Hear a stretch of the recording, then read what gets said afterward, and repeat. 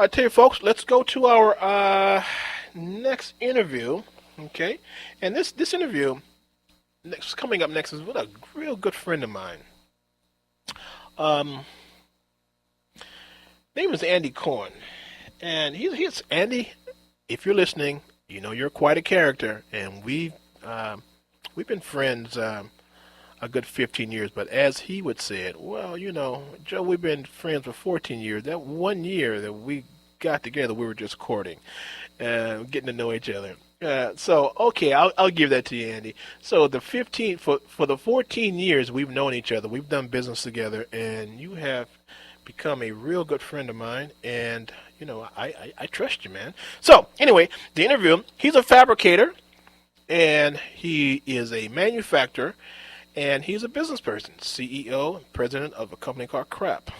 Yeah, say Crap. That's kind of funny, but yeah, I'll let him tell you what that stands for. So anyway, without further ado, let's roll this interview that I had with Mr. Andy Cohen, President and CEO of Crap. This is Joe Britton. This is Off Track. You know, this is one of my segments that I put on the radio show, Got You Racing Live. And I have a treat for you, you know. I'm with a good buddy of mine, and I always call him, he's a brother from a different mother. Okay. And to look at him and to look at me side by side, you would swear we would probably be arch enemies. But you know something? I have a lot of love for this guy, and we've been doing a lot of business things together over the past about 15 years, right? 15 now, 15. About 15 years. Ladies and gentlemen, I'm going to introduce my brother, Andy Cohen. How you doing, brother?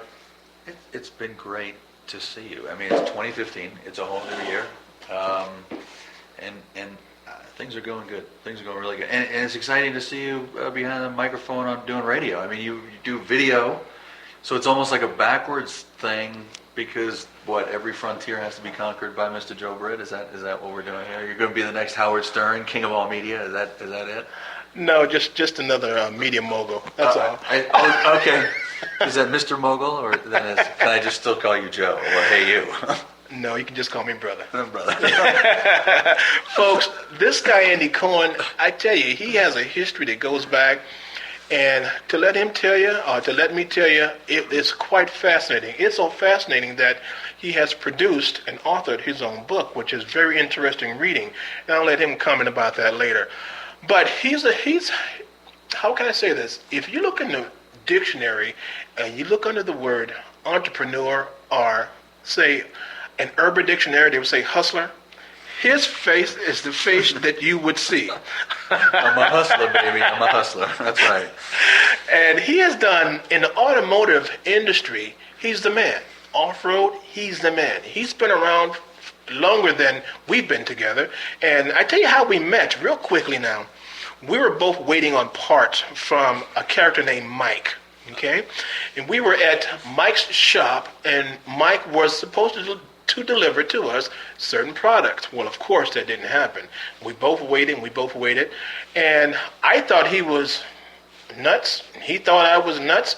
But I tell you, like I told you before, audience, once you open your mouth and start talking, the world gets smaller. And that's exactly what happened that afternoon in the high desert. We start talking, we start complaining, first of all, about the guy not giving our parts, and then all of a sudden, we started hitting a middle ground, and that middle ground got very interesting. And the more we started talking, the more the world opened up, and my God, the world just got smaller. So from that point on, this guy has not been able to get rid of me. But nevertheless, I love this guy. I love his family, and it's just a pleasure for me to be behind the mic and interview my good friend and my brother, I would say my brother, Andy Cohen. Andy Cohen is the CEO of, get this, a company called Finish Line West. Also, he is the CEO and president of a company called Crap Industries, all right? I know you say crap, my God, how could he come up with a name like that? But he's going to explain where that acronym came from. Ladies and gentlemen, I'm going to introduce my brother again, Andy Cohen. All right, well. Tell me about your business here. All right, Crap. I'll just give it to you. What happened one day was and this is something that we're going to touch on in a few minutes, but if you remember, it was a couple of years ago, I was getting ready to start IBEX, and we were having some internal issues with some employees. We were 15 days from going to SEMA. Booth has been paid for, carpet paid for, vacuuming paid for, got your new haircut, got your Sunday go to church clothes. Bills are paid. We're talking rolling fat big enough to display a brand new vehicle, and 20 days out and we've got no vehicle, we've got employee issues, we've got separation of employee issues, and I'm in the shower. And typically that's where I like to lick my wounds and cry, because then nobody can see you in there, right? And I'm thinking to myself, what do I do? And I looked down at the ground and I went, I said out loud, crap, I just don't know what to do. And we were already making Mini Cooper parts under a company called Cooper Crap. You need crap for your car. And I thought at that point, let's just own it. Let's own it all. Let's turn this crap situation into a positive. And, I sucked it up. We decided we were going to take one of the vehicles that we were already building parts for, which was Ford Raptor, and we were going to repurpose that vehicle not as a vehicle sitting on the lift in a million pieces making hard parts for, but now we have to dress it up because SEMA, you can't just drag anything through the door. It's SEMA, and it's a Raptor, but you say Raptor and you go, oh, you see one in the wild and it's kind of cool, but when you go to SEMA and there's 40 of them there, you're going to need something that's going to set yourself apart. So it was a mad dash to try to come up with what we were going to do, who we were going to be, how we were going to be it in 20 days or less. And so we said, let's just call it Crap Industries. And what was funny was I was talking to the lady on the phone from SEMA who said, it means something, right? And I said, sure. Sure it means something. And I didn't know what it meant. I didn't know what it meant. And she said, okay, well, we're going to need you to kind of fill out what it means, and you need a website, and we have to fill out some forms and all that stuff, and sure, we'll let you change the name from the car to Crap. So I hang up the phone with the chick from SEMA, and I go walking down the hallway towards Kristen's office, the sales manager, and I said, okay, well, now we got a problem. She said, what's that? I said, she wants me to come up with an acronym. She wants to know what CRAP stands for. And she looked at me and she's like, what are you going to tell her? And I held out my hand and I went, C-R-A-P. And I literally folded my thumb underneath and I held up 4 fingers. It works. It was that simple for you. I'm not kidding. It was an epiphany moment. And I literally, it was almost, and I don't know this for a fact because I've never won the lottery, but it was almost as if you get that dry taste in your mouth, like you look down and all the numbers all line up, like, oh my goodness, I just won something big. And I did it again. I went, can't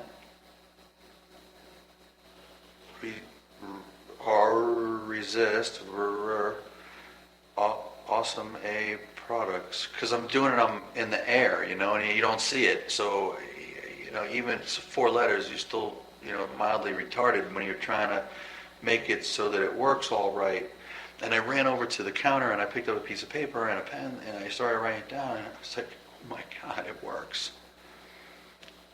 And I couldn't, and then I searched on the internet. The first thing at that point is like, yeah, no, it can't be that simple. Somebody has to have it already. Absolutely, it can't. It just couldn't be.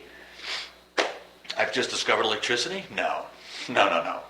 So I go online and there's nothing. And I do, you Google, you do Bing, you do Yahoo, you do all of them. I mean, I was digging for, you're looking everywhere, LinkedIn, I mean, every single solitary search engine you can think of. And then while I had it all together, I thought, holy Christ, I really need to get on GoDaddy. So, because you're like, it's all fresh in your head. So you're like, okay, well, I need it all now. So you literally, you set it all out, and you like type, and you put it all together, and at the end of the day, I believe we now own just about 150 titles. We own Chevy crap, Ford crap, Harley crap, Army crap, Navy crap. I mean, we own it all. And as we come across a title that we decide or that we think is worthy of doing something with, then we buy another title and we do something with it. Tactical crap, all those things. All the things that are popular. So when I say, holy crap, you've been doing a whole bunch of things. Right. You got that one too then? Yes, absolutely. Yeah, it's been, what's funny is that you've heard the expression, what's in a name? Yeah. You and I have been friends for a very long time. I mean, like I said, 15 years. I mean, let's call it 14 years. Okay, we weren't friends for the first year. We just knew each other. I guess we were courting. Right, courting, dating, right? But I mean, we've been friends. I mean, we've been through some stuff. We've been to the track together. We've been out to race together. We've been off-roading together. We've done some stuff together. So we've enjoyed each other's company to that level of we could talk to each other. Not only that, folks, this rascal took me to Mexico, okay, to get parts of Mexico, but that's a whole different story. You were returned in one piece. It's all good. But at the end of the day, the important part of what we do, the crap side of it, believe it or not, and owning Chevy, Ford, Dodge, all any and all of it, is to try to build a branding and a business around it that allows us to service not just a customer, because we're not, it sounds weird, but I'm not looking for a customer. We're looking for a client. We're looking for a relationship. We do so many different things, including launching the brand new car. We do our own line of tactical gear. We work with a lot of other companies when we think we need something for a client. So if somebody comes to us and they don't need just one of something, they need multiples of something. The other thing we do with our crap is no pun intended, is we lease it. So for instance, Joe, if you I don't know what your hobby is, what your passion is. Let's say you were into Camaros, right? So we own Camaro crap. So you say, I want to be Camaro crap. I don't have a store, I don't have a shop, I don't have a laser cutter, I don't have powder coating, but I have some great ideas for some parts that I want to make under the Camaro crap name, and I need you to pull it off for me. So we do that also. So you're the front side of it. You're out at the events. You got your canopy up. You got your flag. You're giving away swag. You're talking to people, and on the back side of it, the drama, the crap that goes with everything else that's required to run a business like that is being handled offside by us. We're building it. We're shipping it. We're providing tech support. If it breaks or if something happens to it, we're not only evaluating why it broke, but if there's a failure in design, even on your level, if you came to us and did it and then we find out that there's something wrong, we'll assist you in the re-engineering of it so that we don't continue to have that. We don't want to just keep taking your money and selling something that's not working. Let me put this in perspective for you folks. Andy is a fabricator. Andy is a hell of a fabricator, okay? He can look at something, half a second, go into the shop, and whatever's in his mind on paper, it's there in front of him within a minute, in several hours, okay? He has been working on a lot of things. Let me, I'm stuttering because I'm excited. This guy excites me. Andy built a trailer for the Mini Coopers. Now, the Mini Coopers are small vehicles, and BMW owns them right now. This guy built a trailer to go on the backside of a Mini Cooper. The trailer is almost as big as a Mini Cooper, mind you. And at 65 or 70, you wouldn't know what's in the back. And right to today, I'm still wondering how he was able to pull that off out of his mind, onto paper, fabricated it, and it's out in the real world working for people. Tell us about that, Andy. Right. Well, we own a subsidiary called Caboose Trailers, and what happened was when the new Mini Cooper, the four-door version, came out, the Countryman, I liked the lines. I thought it looked a lot like an Evoque, and I liked the Evoque line, but that's a little too rich for my blood, and the Mini Cooper was like a third of the price. So, but I just liked the look of it.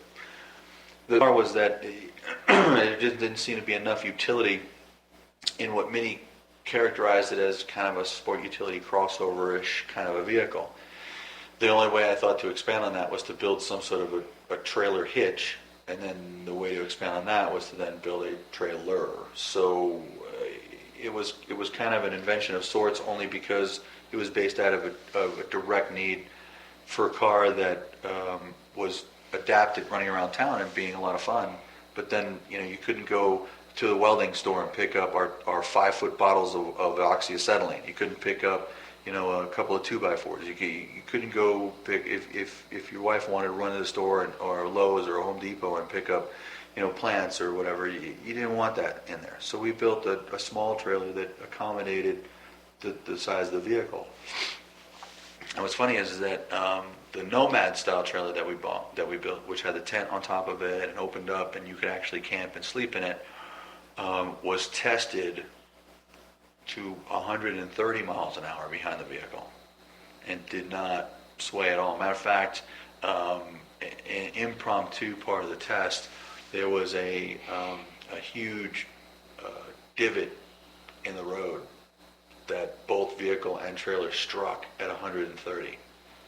And the vehicle that was following behind, that was filming it, caught it on camera. The whole thing, the both vehicles lifted up on the ground, the back vehicle landed, squatted, settled, and straightened right back out. There was no drama to the back of the vehicle whatsoever.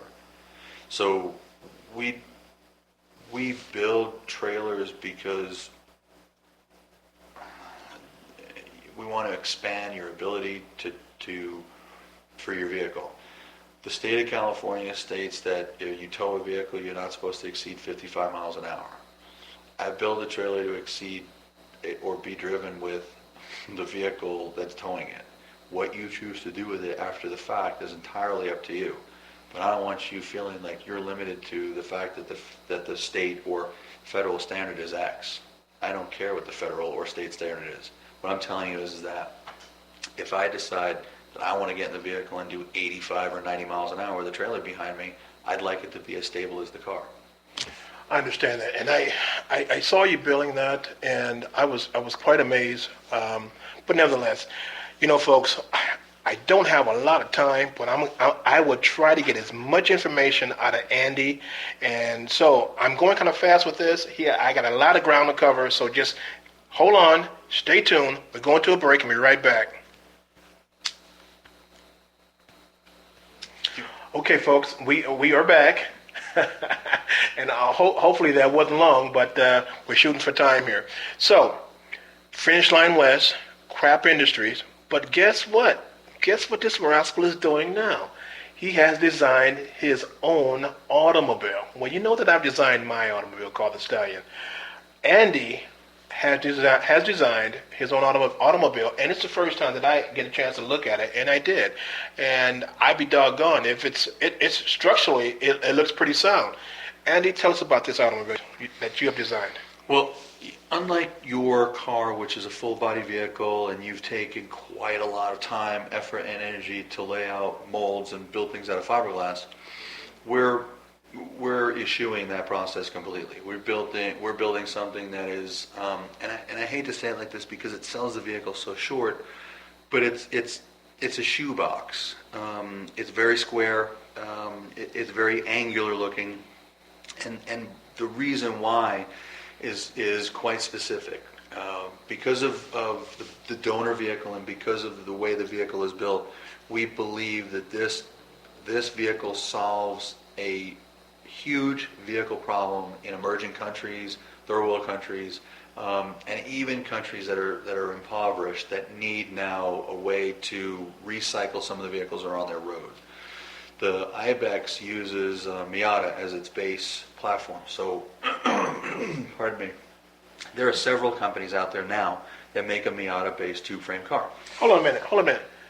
You mean the Japanese Mazda Miata, the two-seater, the little Correct. sports car? They couldn't hold me. You're talking about that little car? Yes, that's the little car. Yes. All right, okay, folks. You're put that in your mind, the little small two-seater. Go ahead, Andy. 140 horsepower. Okay, that's the what we call the NB car. The second generation car is 140 horsepower. The tube frame vehicle that we're building, it's all tube frame, so it's extremely light. It's built very much like a current model UTV, a side-by-side vehicle.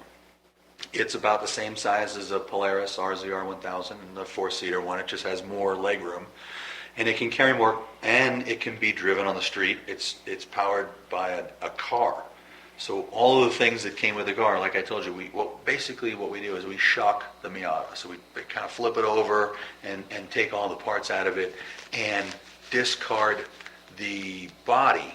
Now, we recycle it, but we discard the body, and everything that comes with the vehicle, all the running gear, the engine, the emissions, all that. We don't fool with any of that. The vehicle has to meet all the emissions for every state, just like it did when it was a Miata.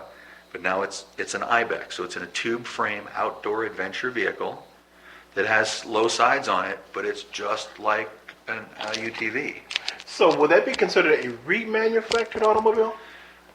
Yeah, well, that's the issue we're going back and forth with SEMA right now, is that because we're not using a crate motor and because we're not starting from scratch, we're using a vehicle that already had life. And the problem is that we're no longer using the body.